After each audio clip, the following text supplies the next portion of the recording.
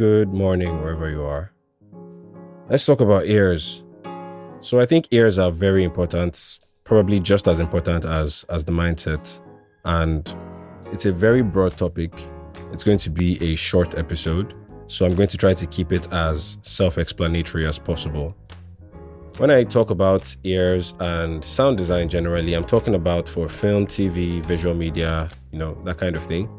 But I think it should apply across anybody who creates sound in any way, and even if you just enjoy it. So let's get right into it. Welcome to episode 3 of The Echo Chamber. So if you're someone who is into fitness and exercise, which we should all be, then you probably know that there are different levels of training and investments that would reap different rewards.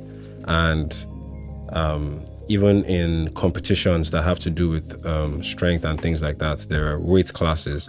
And to achieve a specific weight class, you would need to invest in certain things to, build you up to that point. You might need to focus on your diet. You might need to focus on your set of weightlifting repetitions and, things like that, your cardio, There are basically a lot of things you need to consider and invest into to achieve the level of fitness you require. And that could be different for everybody. Some people at the gym just want to keep fit. They just want to, stay healthy. Some people are there to, tone their bodies. Some people are there to train for weightlifting competitions. And the level of input for each of these sets of people is going to be different. You're not going to walk into the gym for the first time ever without having done any sort of conditioning or training and try to lift the heaviest, dumbbells. You will most likely sprain your muscles. So why am I talking about the gym? It's because I think the ears need to be treated the way a fitness guru or fitness enthusiast would treat their body. Especially if you're someone who wants to become a sound designer, you need to imagine yourself as going for the heavyweight class. And what does that mean? It means all these things, you need to focus on them. What are you feeding your ears? What is your cardio like? What are your sets and repetitions like? What are the weights you're lifting? And that is going to affect the level of output that you can put out. Because I am a sound designer and a composer, sometimes when I'm talking, I might blur the lines between sound design and music composition because these episodes are largely unscripted.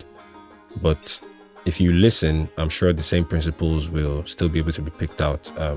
So why are the ears so important? It's the foundation. I said the mindset was the most important thing, but I think it actually works hand in hand with the ears, and it will be most beneficial for both to be invested in. The aim is to be able to recognize clarity, to be able to recognize depth, and to be able to recognize texture. As a sound designer, at the base of it all, at the very least, you should be able to recognize when one sound is louder than another sound.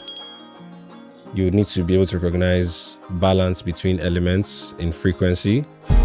You need to work on an intuitive spatial awareness of sound. So basically, you need to understand how far away is the fundamental of this sound from me, or how close is it to me.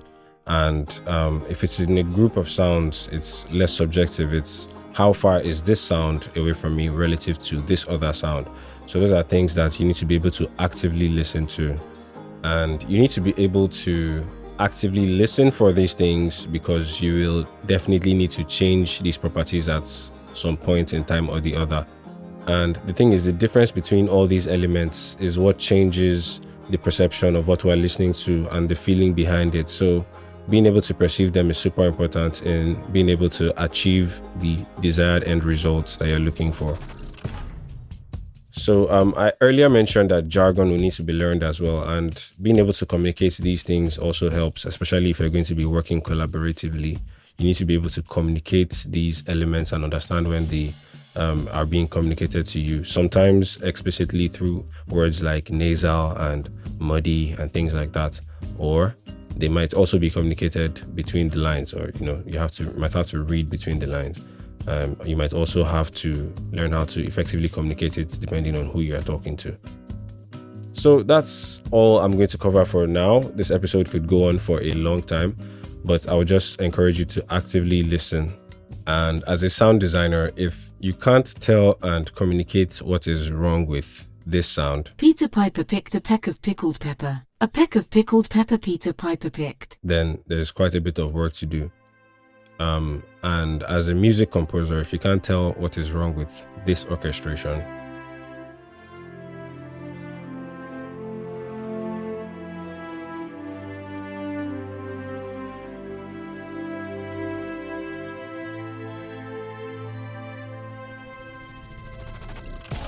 then there's still a lot of listening to do. So the ears, super important. With all the gear in the world, your ears are still your most important tools. That's it for now. Goodbye.